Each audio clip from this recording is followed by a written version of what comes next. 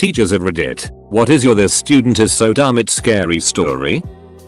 I'm a professor grading papers now and I have a few contenders right here. This one student blatantly plagiarized in his first paper. I mean just cutting and pasting from web pages. He didn't even steal from the primary sources and they weren't even scholarly web pages. I was so surprised at how badly he plagiarized that I gave him the benefit of the doubt that maybe he didn't understand what it really was. I just gave him a 0 along with an email describing the issue in detail with some additional links for whole sites that do the FAQs really well. We met, and I explained it to him. He was abjectly apologetic and explained that he had missed the nuances before grading the final paper. Same it all over again. And I test this stuff using a free website I found just on Google and it takes like 2 minutes to check. What the duck is he thinking? Also the non-plagiarized part, it's so poorly written I don't know how he even got in. Much less made it to be a junior at a selective school. The guys is also pre-med. WTF.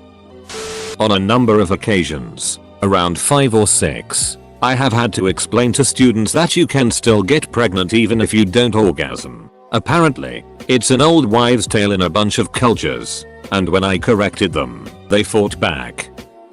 I had a classmate put a thermometer into the middle of a Bunsen burner to see how hot the fire was, as glass and mercury promptly exploded everywhere. I'm pretty sure I saw the teacher's soul leave her body. Never saw her look so horrified or pissed before. Classmates and I were 12. Edit. I'm English. Yes, we still use those thermometers. This happened in like 2011 to 2012. One of my 10th graders said she saw a crime being committed, bike being stolen in neighbor's yard, and she wanted to call 911 but she didn't know the number. When I was student teaching, I had one who was just on the verge of passing.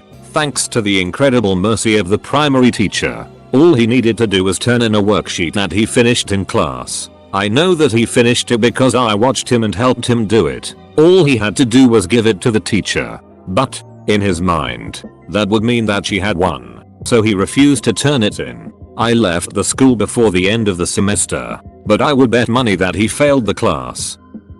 I had a little boy, first grade, who always got 14 as his answer to every problem no matter what. On the second day of school I sat down to do 3 plus 2 with him using counters. We set out a pile of 3 and a pile of 2. I told him to count and watched in horror as he pushed the counters into a line and then counted back and forth, recounting them until he got to 14. That was the biggest number he knew. He would have just kept going on.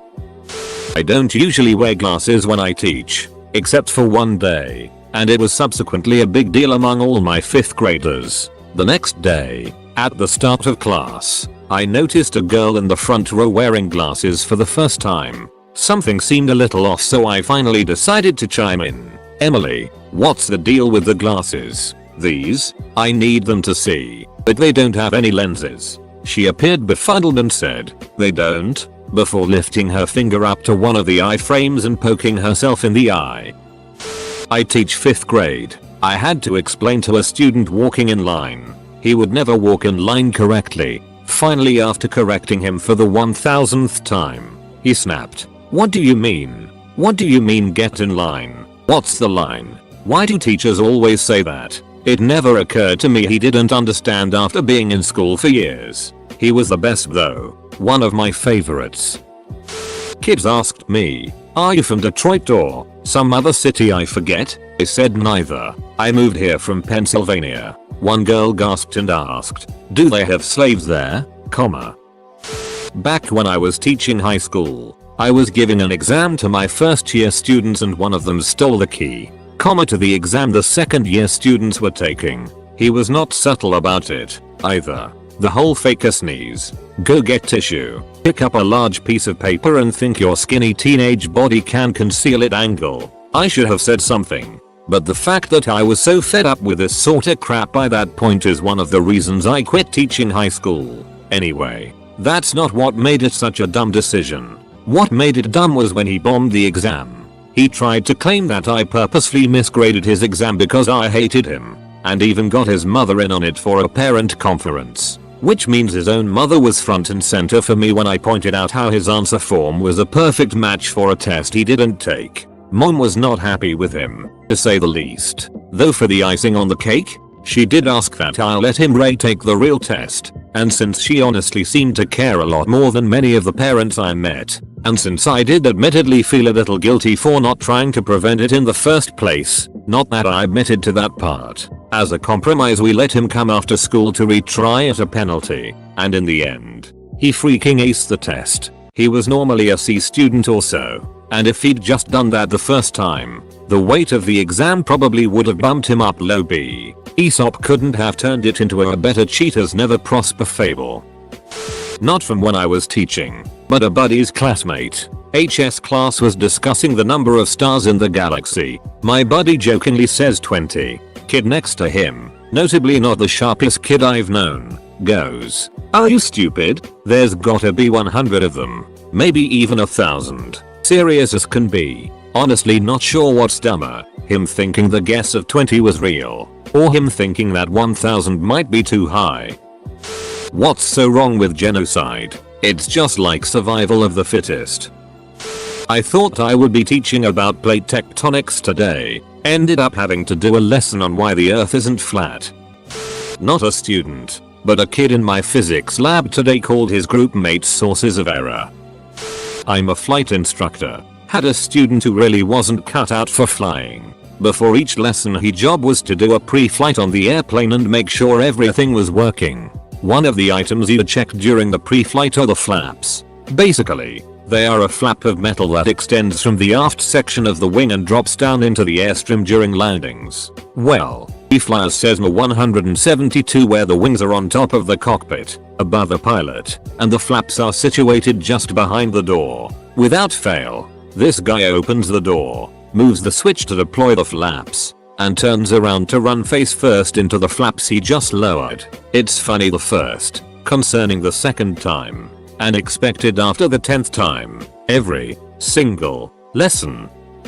I volunteered to do the book fair for my old middle school. My mom was the assistant librarian. I had a 7th grader come up to purchase a poster of a car. The price was $3. He pulled out $2 $1 bills and set it on the desk in front of me. He then pulled out a handful of change and set it on the table. He asked, "Is this enough?" I said, "Well, you need $1 more." He then picked out 2 quarters and 2 dimes. "Now?" he asked. I said, "That's 70 cents. You need 30 more." He picked out 3 nickels and added them to the pile. "There you go," he said. I then proceeded to ask him what he thought the denominations for each coin were, and he legit did not know. I had to give him a quick lesson in the value of each coin and helped him count out $1 in change. To me, this situation is ridiculous. We will all have to deal with money throughout our lives. You have to learn to know the value of each coin and know how to add money. Kid clearly had autism, and rather low functioning at that. I was his key worker and could only get him to respond to textures or music. He was only 2, but wouldn't answer when called and would just sit vacant in the room while all of the other children got up and moved into the other room. Just not there in the here and now unless, like I said, I played a song and he'd come to life. He'd sit at the table vacant unless I put his hands into something that felt different. Water, sand etc. I told my boss that I thought he had autism and she replied, "Autism is nonsense. He's just lazy." So I continued teaching him as though he was autistic because that's the only way I could get him to learn. Fast forward and yep, he's autistic. I'm not a teacher but a classmate of a kid who wanted to be a doctor who asked, when 14, if science was necessary to be a doctor or if he could get by with religious studies. I hope he failed. Not a school teacher, but I've taught swim lessons in the past. I was once teaching the adult learn to swim class and had an incredibly dumb dude, let's call him Rusty, sign up. Rusty was a 100-pound guy with an absolute fear of water. He wouldn't even shower, but he decided that swimming lessons were gonna cure him. It was the first day, when we were just getting accustomed to the water and helping people with a phobia start to get over it. The first few people are puttering around in the shallow end, 1 meter deep, and getting a feel for the water. Some of them were immigrants from someplace very dry and had never been in a pool before. So it was quite the experience for them and things were getting loud. All of a sudden, I hear Rusty give his best bald eagle screech attempt, sprint down the deck, and launch himself into the deep end, 4 meters deep. He immediately starts drowning, no fat, no float, and is going down fast. My assistant, the lifeguard, got him holding onto the rescue tube, and pushed him to the shallow end. Still screaming and flailing, he hauled himself up the stairs and started sprinting for the deep end again and chucked himself back in. I went in after him since my assistant was still in the water and dragged him out again. He tried to do it a third time, but I was able to stop him until security showed up to hold him back for his own safety. I never saw him again after that day, but I'll never know why he, an aquaphobic non-swimmer, would think jumping in the deep end was a good idea. I'm not a teacher, but I used to volunteer in my daughter's classrooms when they were in elementary school. One day while I was helping grade papers, it became quite apparent that one little girl had copied from the boy sitting next to her. Not only were the answers the same, she also had written his name on top of her paper.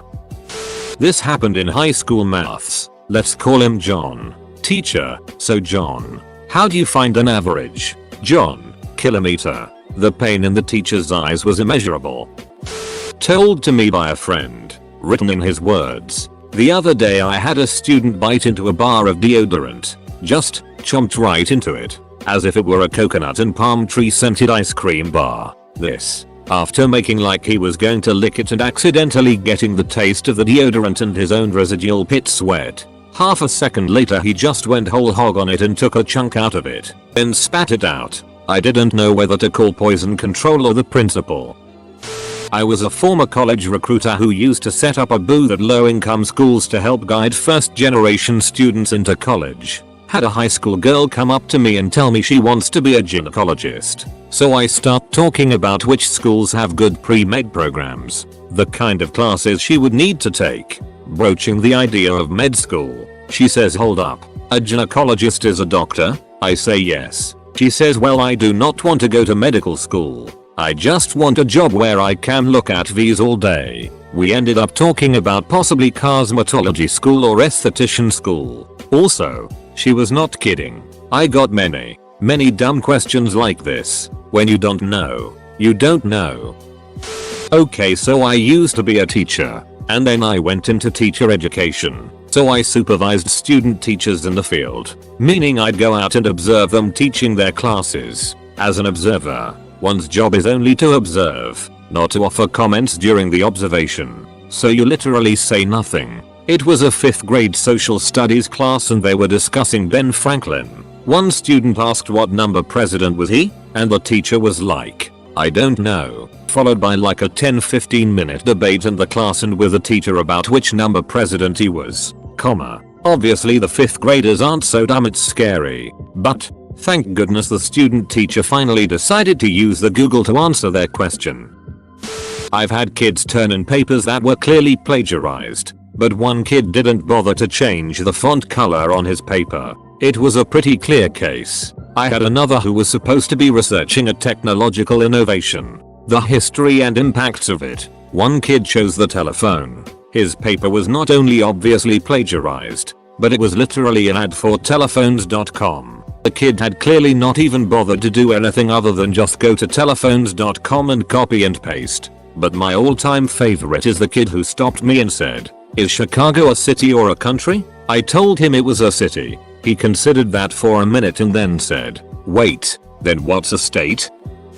In my design class, I had this girl who had placed a garage beside the house, but couldn't, for the life of God, figure out why her 90 cm by 200 cm door was not appropriate for a car to enter through. Same girl planned a small space for children in a library. Said space was only 1.5 meters high, and no matter what the teacher said, she kept going back to, but this space is for children. They are not tall, but they will suffocate, but it is a space for children. Herder, 1st grade, girl crying. Turned around to see a girl with her shoe off barefoot hiding something in one hand with a pair of scissors in the other. I asked her what the matter was. She told me that she had half of a sock, and opened her hand to clearly show a poorly cut up sock. I asked her why she cut her sock up and she said she didn't realize it would cut the sock. Great thinking, kiddo. Have you never heard the Ballad of Kevin? When I was a professor, I had a student submit a paper she clearly hadn't written. I called her out on it and she complained by email to me and CC'd the dean of the school. Her argument was that it was hers because she had paid her own money to have it written.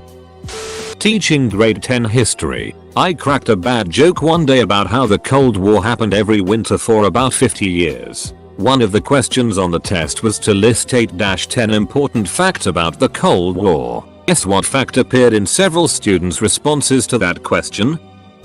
Not a teacher. This one moron currently in my master's program makes me question if I'm actually in a mental institution.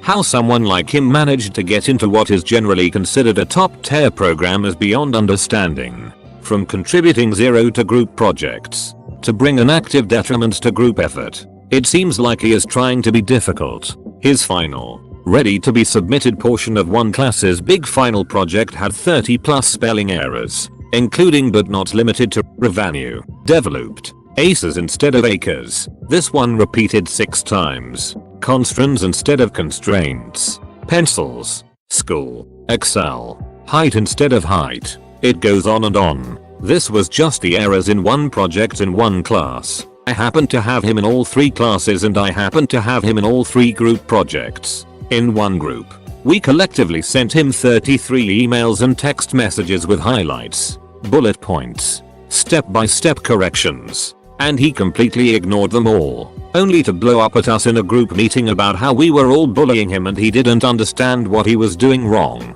He would argue with us about whether he was right or not, whether his abysmal work needed to be edited or not. He never spell checked a damn thing. He never reviewed his own work once. He is the biggest piece of it mentally challenged student I have ever met. Yet somehow he got into this program. I hate this dumb duck.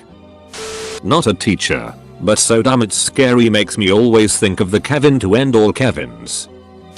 Had a test on the 3 states of matter. Student response. First name equals liquid. Last name equals gas. That's what we called her the remainder of the year.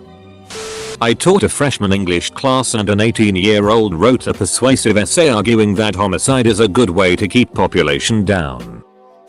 Not a teacher myself, but my teacher told us this story. I should mention that I live in Israel and OFC the lessons are in Hebrew, so we had an essay we had to write in English about people who influenced on our lives. And there was one student who used a lot of Google Translate. He probably just ran the whole text through it. Our teacher's last name is Ben Avraham. And yes, he ran it through the translator, so he called her son of Abraham.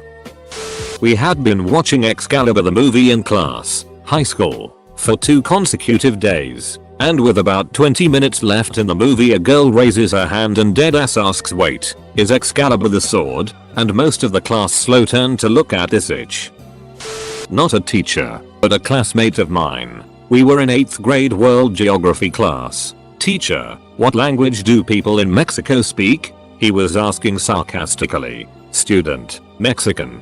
Teacher damn near quit right then and there. Side note, the student grew up and was arrested for being a pedophile to his own daughter. He was so dumb it was scary. Small hick towns or something.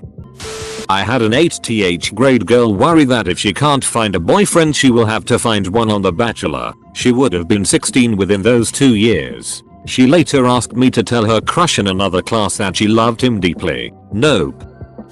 Not a teacher but a student. I was in a geology class and the teacher was talking about lava and this one kid stops the teacher to ask, "Does lava burn? Like would anything bad happen if I put my finger in it?" Naturally the teacher and the rest of us assumed he was joking and the teacher just kinda laughed. The kid then says that he's actually serious. The teacher just kinda looks at him like WTF and he says yes and carries on not wanting to waste time. I was still convinced the kid was joking, so I asked him after class if was just joking and trying to duck with the teacher when he said he was serious. He then tells me that he really was serious. That's not the first time he's said something that dumb, so I don't find it very hard to believe that he might have been serious.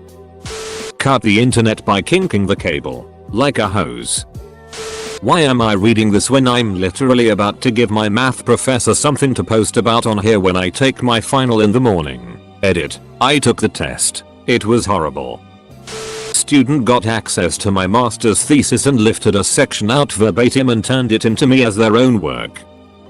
I'm a student, not a teacher, but we were in prep, supervised study, and a student, year 9/3 RD form /13-year-old, asked a teacher for help in his algebra work. Okay, no big deal. The teacher starts breaking it down. So you do the same to one side as the other, said the teacher. The kid was still confused, so the teacher started to break it down even more. The kid was still confused. The teacher gave up and basically fed him the answers. So the teacher went on, so here. Yes, this bit. Yes, 6a grave to, so what is 6a grave 2 inches? Now I quote directly from the student, how do you work out 6a grave 2? Full stop. Yes, that is correct, people. This 13-year-old did not know basic division. And it's not like this is a bad school. The fees for boarders are you acute 40,000 per year. Ducking heck, James Dyson went to the same school as this dimwit. Like seriously, how the duck did he pass the entrance exam? I work in IT at schools, so not a teacher. My favorite one is kids bringing their laptop in complaining the internet doesn't work. Turns out they have all but ripped off the top cover and it is held together with just a cable. I show them all the torn cables and ask if they could guess why their laptop doesn't work properly. This has been multiple kids between multiple schools. 11th grader spelled his last name wrong. Like multiple letters wrong. I literally sat and stared completely dumbfounded for a few minutes. Had some students come up to me the other day to ask if they could go see a teacher during their lunch break. I asked why, and one of them said, "We're in trouble because we accidentally made fun of someone with optimism." I then asked her to repeat herself, hoping she would correct herself, but said optimism instead of autism again. I let them go see that teacher, because I did not have time to think about how to approach that conversation. I'm not a teacher. This was in my 11th grade world history class. We were going over World War II at the time, when this girl raised her hand and asked completely serious, "Wait, England isn't a state in the US?" The teacher just looked at her in shock while the rest of the class burst into laughter. I'm sure she was serious because she got really embarrassed, and after class I heard her ask her friends at lunch if they knew about England. They also started laughing at her too.